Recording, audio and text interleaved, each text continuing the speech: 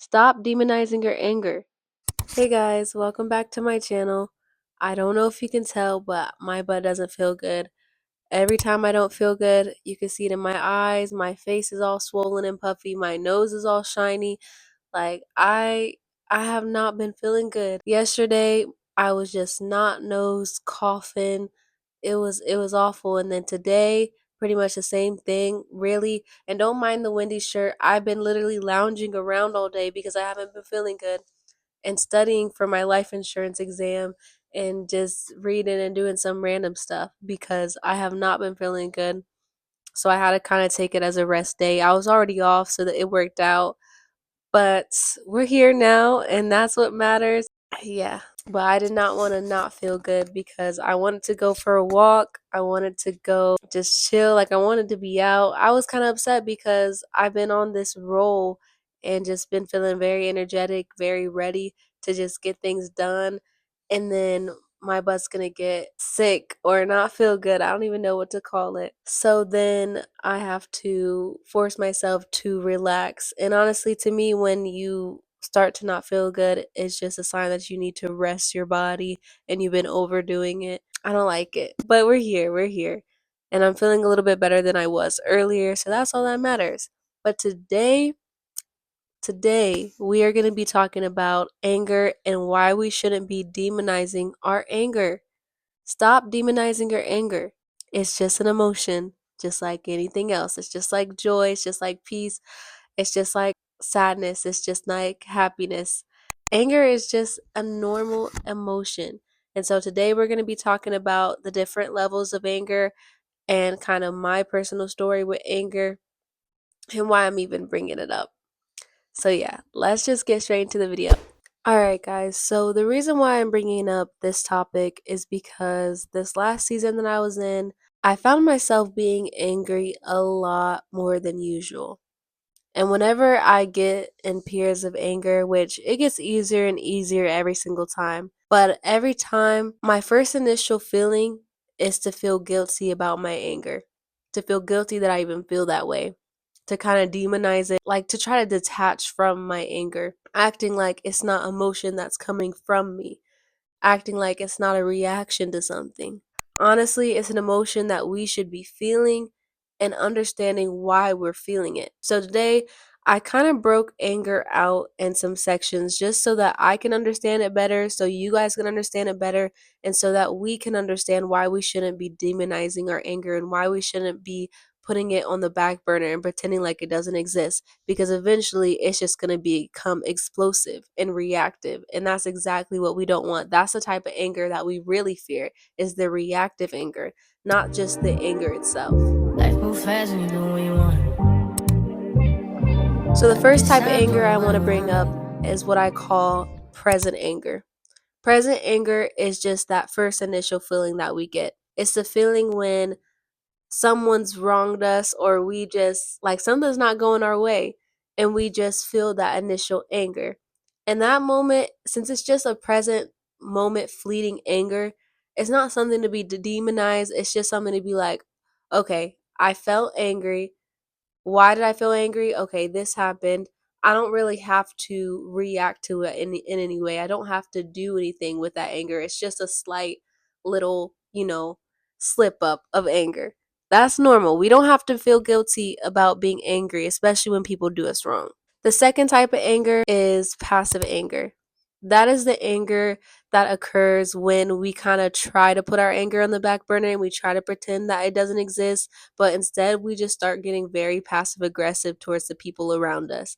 This isn't good because that passive aggressiveness, for one, it's only affecting you. I mean, someone may kind of notice that you're being passive aggressive and get annoyed with it, but really you're the one dealing with that like feeling. Like, I know y'all know that feeling inside when it's like y'all are irritated, but you're not saying directly why you're angry.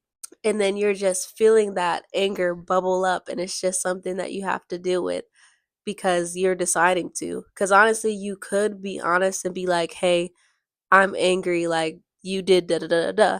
Or I'm angry, things aren't going my way, da da da da da. Or you could even be honest with yourself and be like, yeah, I'm actually angry. I'm pretending like I'm not, and that's why I'm becoming passive. But instead, we get this passive aggressiveness that really only affects you. The third level of anger is reactive anger.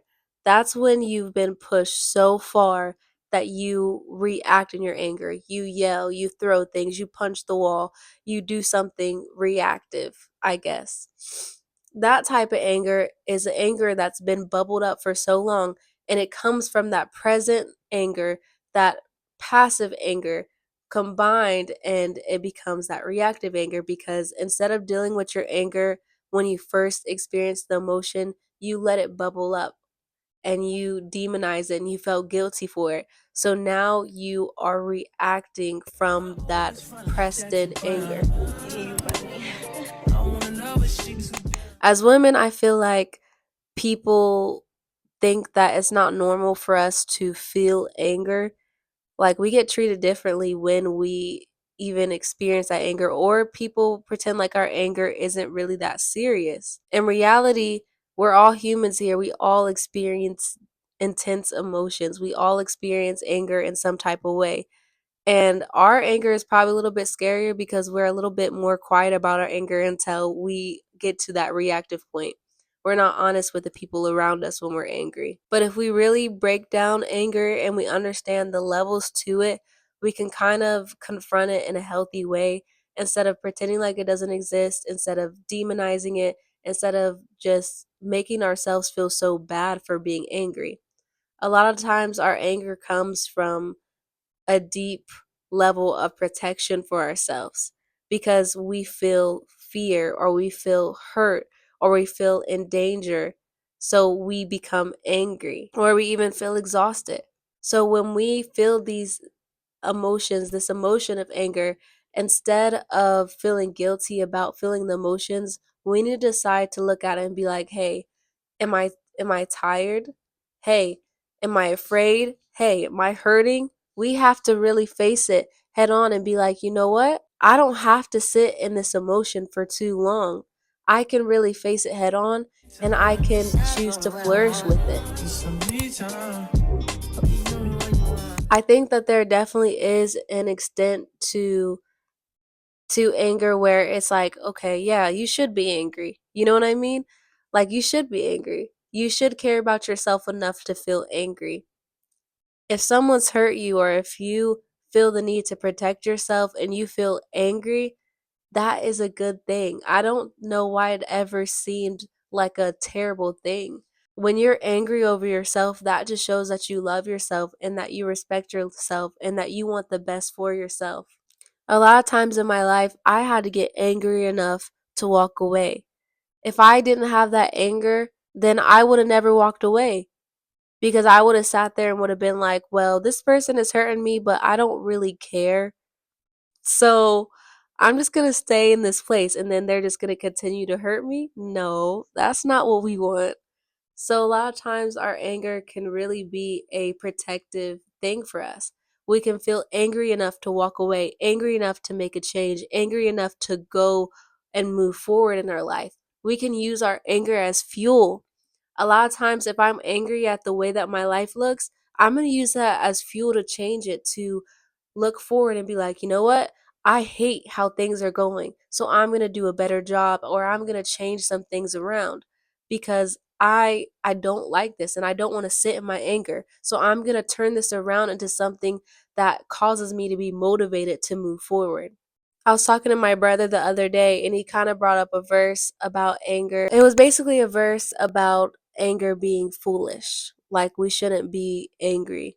But I really think that that was talking about our reactions to anger.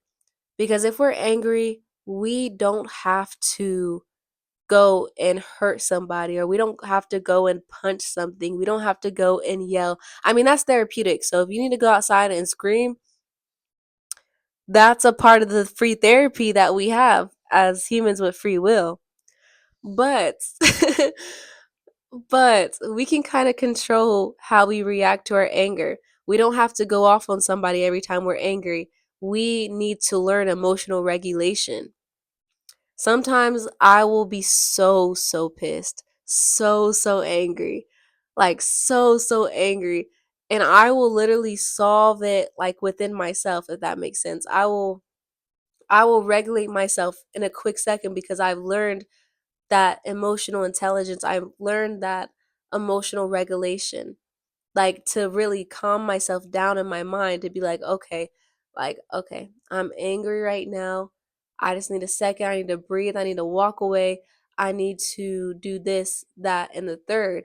And because I've learned myself and I understand where my anger is coming from, I'm able to move forward in situations and not make myself look foolish for my anger, because most of the time people only pay attention to the reactive anger, but they don't pay attention to what happened to cause that anger. And that's another thing, like if you've experienced trauma or if you dealt with narcissistic abuse, that's another tactic that they try to use. They will push you to your limit until you are reacting to that anger in a loud, obnoxious way. And people only look at the loud and the obnoxious way. They don't look at the reason why you were angry in the first place. And they don't look at all the things that pushed you to that point. So when you realize that you can learn that emotional regulation on your own, nobody will be able to push you to that point. And the moment that you feel angry over yourself, you know to walk away. You know that it's time to leave. Like, I'm not going to stay with somebody who's constantly trying to push me into that reactive anger. If they're trying to do that, then I know that they're not for me. They're toxic and it's unhealthy and I don't want to be here anymore. Simple as that. We're done. So I just wanted to bring this up because I really believe that we need to stop pretending like anger is such a terrible emotion when it's just a normal emotion that we feel. Like, I wish I knew that as a kid. I wish I would have told myself, "Hey, like, you're okay. You don't have to hide your anger. You don't have to push it down. You don't have to pretend that it doesn't exist.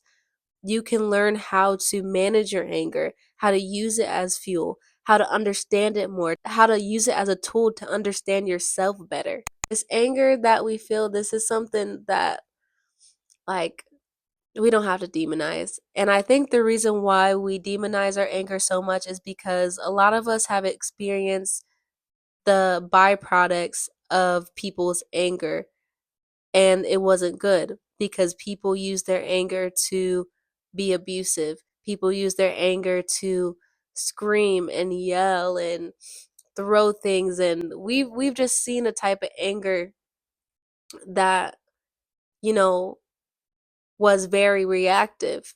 And they probably had a good reason for it, but they didn't know how to emotionally regulate themselves.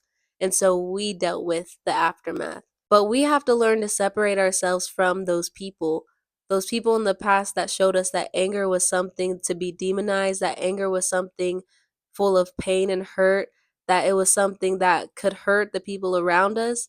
We have to separate ourselves and realize that just because their anger was reactive doesn't mean our anger has to be reactive. Our anger could just be an emotion that we release. Our anger could just be something we use as fuel. Our anger could just be used as protection. We really don't have to go based off of the people in our life that showed us that anger was something to be afraid of. I used to pride myself in not being an angry person, and I used to pretend like I was never angry. And I just felt better than people because I felt that I was never angry, but it was all a facade. It was all pretend. I was angry. And a lot of times I was angry for long periods of time until it exploded. But my anger was a lot more hidden. I remember one year I got so angry, and this is something so small. I don't know like if this is some an example, but I got so angry and I threw like a pack of plastic forks down the basement or something like that. I've gotten angry to the point where I punched a wall. And nobody would look at me and think that I would get like angry enough to actually punch a wall and not really think in that split second. I've got so angry that I've screamed at people. I've scratched people, because that's another thing. I was afraid of my reactive anger as well. That's another thing. You might be afraid of your reactive anger, because I was afraid of my reactive anger because I knew that it could cause people harm if I wasn't thinking. If I just allowed my emotions to bubble up in that way and I just like had this explosive anger, like reactive explosive, that's inner exchangeable, I guess. But if I allowed myself to get to that explosive point, I knew that I hurt people before. I've scratched people, like I've hit people, da da da da. And this is like talking childhood me. I knew about that. So I was like, I don't ever want to be angry because I don't want to hurt people around me just because I feel angry. But like I said earlier, we are in control of our emotions, not our emotions. We're not in control of our emotions. We're in control of our reaction to our emotions. Now, a lot of times when I'm angry, I cry. And that makes me even more mad. But listen, release is release. Release is release. And if that's how you need to release your anger, that's how you need to release your anger. Another thing, your anger can show you, and I know I kind of brought this up already, but your anger can show you what you do not accept and what you will not accept. When you know, like, I'm tired of being hurt. I'm tired of being treated this way. I'm tired of people talking to me crazy. I'm tired of people treating me like I'm not human, and you get angry. It just shows you what you won't accept. And that's a good thing. Like I said, if you don't get angry over yourself, then there's something that you need to kind of look in the mirror and be like, okay, do I really care about myself? Do I really love myself? Because I'm telling you, when I didn't care about myself at all, that's when I was the least angry because I didn't really care about how people treated me. I didn't really care about myself enough to get angry for myself like that. Like I've had experiences like that. I've had moments like that. This year is probably the year that I've cared about myself the most. And I'm very proud. I'm very proud. And I think there's one last note that I want to say is I'm sorry that there's been people in our lives that kind of showed us that anger was a bad thing. And I'm speaking to inner children right now. Like I'm speaking to the baby inside of us because all of us have an internal baby, internal child, the child version of ourselves that's been hurt, that feels pain on a different type of level, that maybe we don't even feel that pain, that has experienced all the traumas, that experienced all of the heartache, all the pain of our childhoods, especially if we had traumatic childhoods. So speaking to you guys as inner children, I'm sorry that you experienced so much anger, so much explosive reactive anger that you felt that your anger was something to be demonized, something that you could not experience, something that you did not want to be around. So you made every other situation a peaceful place. It is good to have a peaceful place, and it's good to make your environment a safe space, make your vessel, your body, a safe space, making sure that you're a safe space around other people. But just know that your anger is also part of you, part of your emotion. I won't even say a part of your emotion because it can be released, but your anger is a part of your emotions. And it's not something that you have to hide away, that you have to tuck away, that you have to pretend that doesn't exist. Your emotions are valid as well, just like the people who showed you those explosive angers. All that they had to do was really regulate their emotions, just like you can learn to regulate yours, and you can learn yourself more through your anger. So feel your anger, release it, learn to manage it, learn to regulate it, learn to understand it. And I promise you, you will be fine and you'll feel better because you released your anger. You didn't keep on holding it in and it didn't become that explosive reactive anger or that passive anger that just feels uncomfortable to sit in.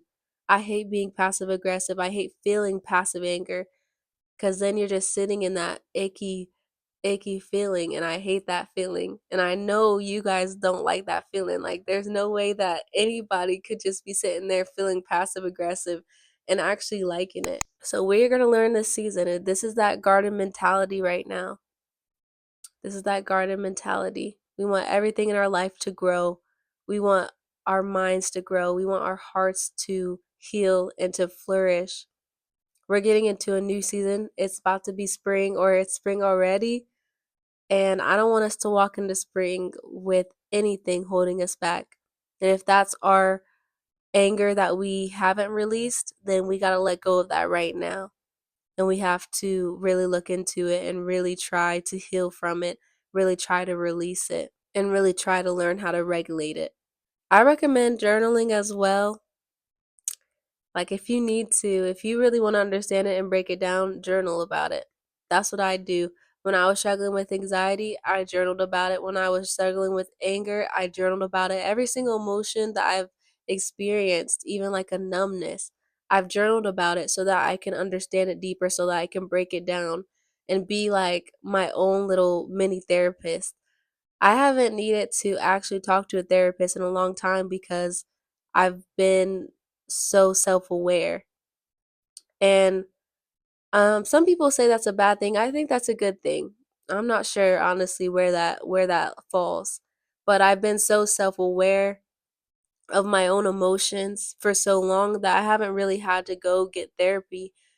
I haven't had to. And it's still good to go get therapy, of course, if you need it. But it's also good to look into your emotions on your own too.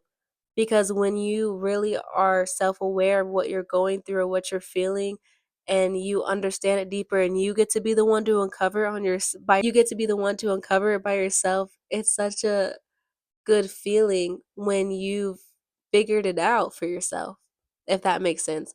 And you're not going to have it all together right away or ever.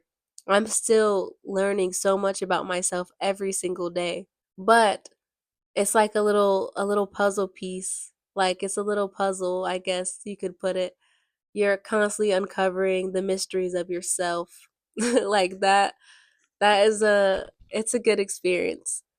And I think that we all have time to like journal for 5 minutes, 6 minutes, just understand ourselves a bit better, hear ourselves talk, make a little video of yourself talking and just listen to it. YouTube is definitely therapeutic for me. And I didn't even really want y'all to see me today because I feel like when I don't feel good, my face is just so puffy. But it's very important to me that I stay consistent and my locks. Like, I just did a retwist and, but back to what I was saying. It's very important for me to be consistent in this because I have so much that I want to share with you. So many things that I've been learning. So many things I've been learning throughout the years. And I'm just excited to share it with you and kind of just share my stories, share the things that helped me to grow and to heal so that we can all grow and heal and we can all continue to move forward in our lives. Even today, like I almost felt so stuck. I almost felt so stuck today. I'm not going to lie. I'm not going to lie. I was feeling stuck, but I had to just keep on going. Like I didn't really do anything to kind of get myself to feel a little bit better. I just got out the bed and was like, okay. Okay. And then I went into the video. Not even that first. I studied for my exam. Then I went to do the video. But we got to show up for ourselves. We got to really show up for ourselves in each season. And to me, doing the YouTube channel is showing up for myself, for my younger self, for you guys, and for me, my present self, and my future self.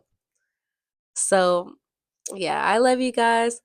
I think that's all that we're gonna talk about today. I'm gonna get some rest. I think it's like 1:15 or something like that. But I hope that this video gave you some insight about anger, maybe gave you some new ideas about it. Maybe made you feel a little bit less guilty for feeling angry because, like I said, it is a normal emotion. And I'm sorry that people made you feel like it needed to be demonized. All right, guys, I love you so much. I will see you next week. And I'm probably not going to use this mic every video, but I do feel a little extra using it. And hopefully by next week, feel a little bit better and, we'll have a good video planned. But I love you guys. I'll see you.